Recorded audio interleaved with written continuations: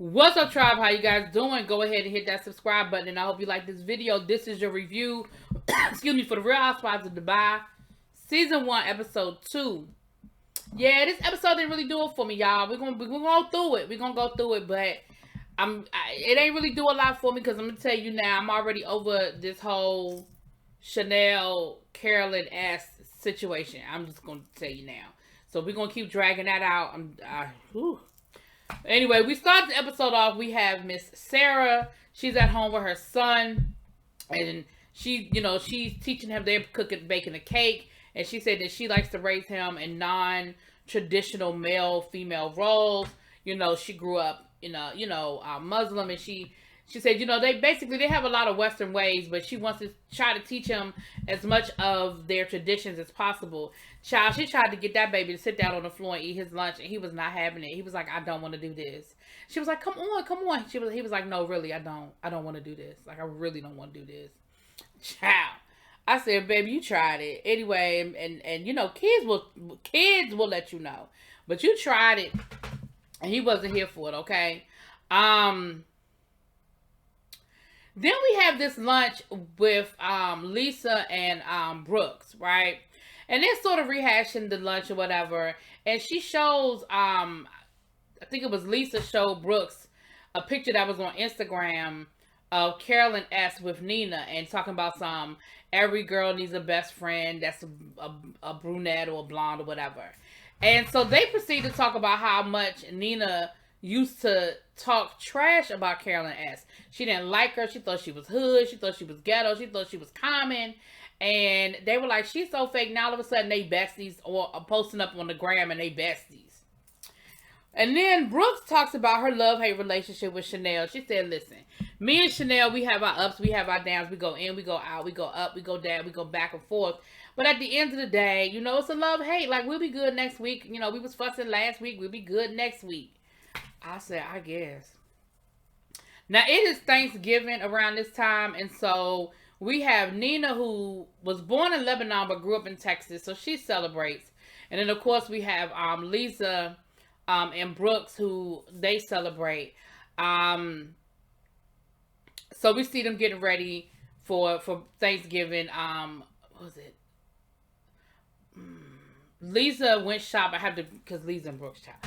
Lisa went shopping, and so we got the chance to see the grocery stores in Dubai and how they're sort of separate. They're separate with the pork products and stuff like that. Only non-Muslims can go into that part of the grocery store to buy the pork and stuff like that. So we got a chance. We got a little glimpse of that. So then we saw I think that came later on in the episode, but I just wanted to tell you about it now. So then we saw Chanel went to lunch with Nina. And of course they are shading each other. Okay, Chanel looked like she just stepped off the Givenchy runway, honey. She's Givenchy from head to foot. And Nina was like, listen, I don't have to wear my wealth. I did not realize that this was a runway event. I was dressed casually. So they shading each other in their confessional style. So they're having lunch, and basically Chanel is letting Nina know, look, first of all, I think Nina is born, okay? She puts me to sleep. But, I am friends with her, honey. And so she finds out that she's expressing to Nina that she felt like Nina didn't have her back at the dinner. That she didn't understand, things kind of got out of control, and she just didn't have her back. And Nina was like, girl, what you mean? Like, I feel like both of y'all said what y'all had to say to each other, and I just didn't want to be in the middle, and Chanel was like, but I told you what I've been through, like, what my dad did to me, and it was a trigger for me, because my dad used to kind of like try to separate and, create a us as them situation. And I told you that, like, it was a trigger for me, and you still, basically went along with the get along anyway. And so Nina was apologetic, but Nina was like, I ain't trying to hear that. Like, I know now you two-faced. Like, that's what it is. You two-faced. So then we have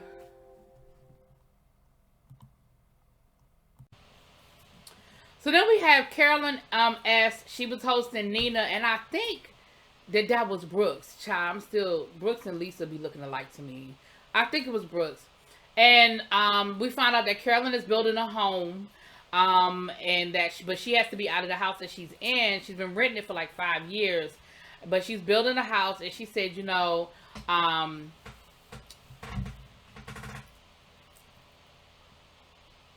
sorry. So then she said, and it wasn't Nina, it was Sarah. It was Sarah, Brooks, and Caroline. And she said that over in Dubai, if you're self-employed, you can't get a mortgage, which means that you have to basically pay. I think she said you have to pay 65% of the house in cash. So she said it's been real, it's been a lot. It's been a lot. So they get to talking about the dinner, and Caroline just like, listen, I don't get it. I don't understand what the problem was. Like, she didn't get invited. She said, I think she's a nice person. I just didn't invite her to my damn party. Like, I don't understand what the issue was and why it went there, why it went so left, why it got so volatile. And so they sort of talked about, what happened at the dinner or whatever. But again, I'm over it. Like, I can't give y'all a whole lot because, listen, Chanel, I get it. Your dad treated you bad. He made you feel like you were unwanted. You were an outsider. Okay. But at the end of the day, first of all, I do not want to lessen anybody's trauma. So if it comes off flippant, my apologies ahead of time. But let's be clear. Girl, you wasn't invited to a party. You're upset because you weren't invited to that party because it was an event. Because it was probably a very important event. And you wanted to be there and you didn't get an invitation. Okay? Let's just call a thing a thing. You were mad because you didn't go. Caroline was not gloating about it. She wasn't throwing it in your face. As a matter of fact, the other ladies at the dinner were talking about it. Brooks and them were talking about, because they were talking about, how much fun they had, and this happened and that happened. Caroline didn't start that conversation, and Caroline wasn't trying to, rub it in your face. At the end of the day, Caroline explained why she didn't invite you to her damn party. So you are mad. Not only are you mad because you didn't get an invite to the party, but you are also mad because you feel like your friends didn't defend you in said argument after the fact. So, girl, I can't. So then we see that Nina and her family are having Thanksgiving dinner on, they call it the wheel, but it's basically like a big ass Ferris wheel, and they have like the big rooms, like, the cars where you can sit down and eat while the Ferris wheel is going around and around and around. It looked nice. I would love to do something like that. Like, I would do something like that. I thought it was really nice.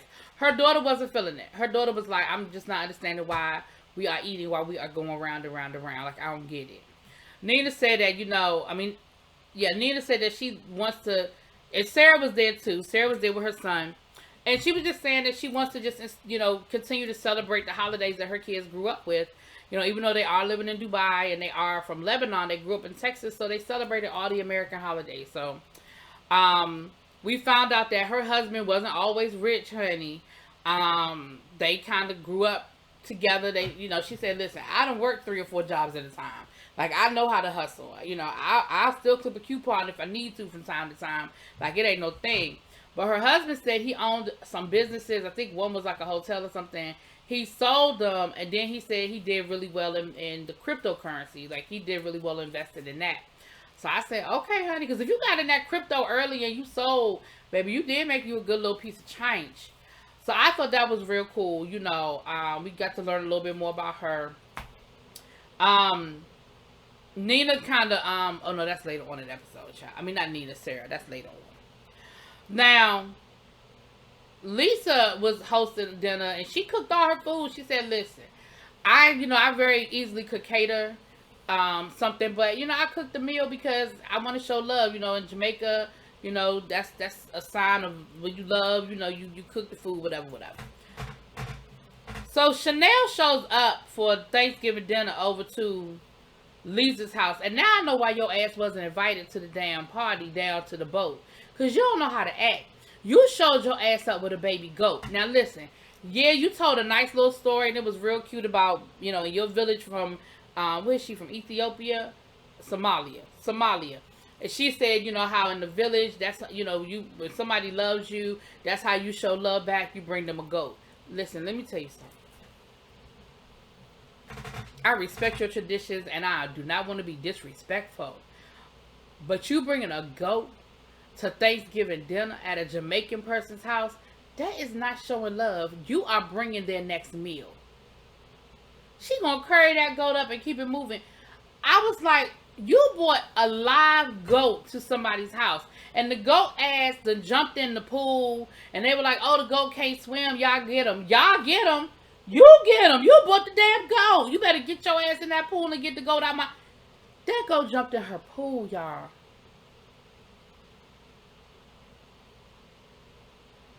And I feel like Lisa was being real polite because she was trying her best to be very polite about that goat being in her pool. But it was written all over her face, okay? Mint condition style. Anyway, no, it's rude boys. Rude boys. Anyway, what was that mint condition? Don't matter. Moving on. So, I know one of y'all can put it in the comments. So then, they got to talking about, you know, she got to talking about how much she loves Lisa. And Lisa's just such a good friend of hers. And how Lisa's always been there for her and had her back. So then they were talking about the dinner again. And she was repeating again how she didn't feel like Nina had her back again. Child. Again, we are making a big deal out of this. And I just can't. I cannot.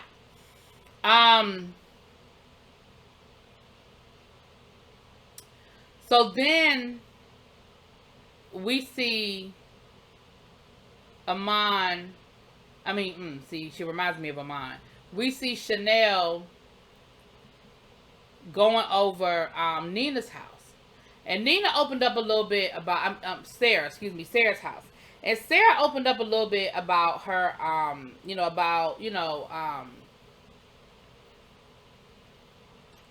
her growing up Muslim and her parents. Actually, this was on the Ferris wheel. And she was talking about how her parents want her to find love again.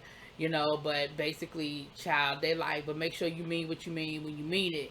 But she said that she was in an abusive relationship and that she's glad she got out of it. It was mental and physically abusive. And I can understand, it ain't as easy to walk away as people try to act like it is, okay? So then, Chanel starts sharing her story about her father abandoning them. And she said, basically one day he just woke up and decided he didn't want to be married no more and he left. But then, I guess he was still around.